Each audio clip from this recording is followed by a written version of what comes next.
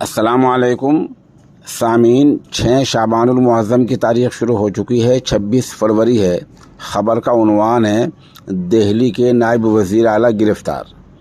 ख़बर तफ़सील से सुनिए। आपको पता ही है, जैसे कि हमने आज सुबह बतलाया था कि दिल्ली के नायब वज़ीर आला मनीष सिसोदिया को आज CBI ने बुलाया है।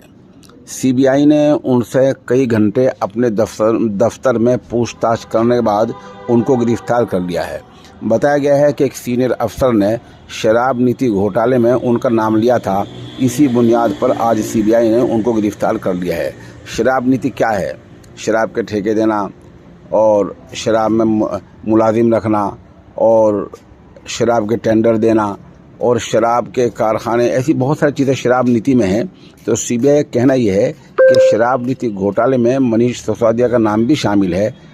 आज CBI ने कई घंटे की पूछताछ के बाद मनीष सिसोदिया को, दिल्ली के नायब वज़ीर आला को बाज़ाब्ता गिरफ़्तार कर लिया है। आप हमारे साथ बने रहें। खबर जैसे जैसे अपडेट होती रहेगी हम आपको बताते रहेंगे।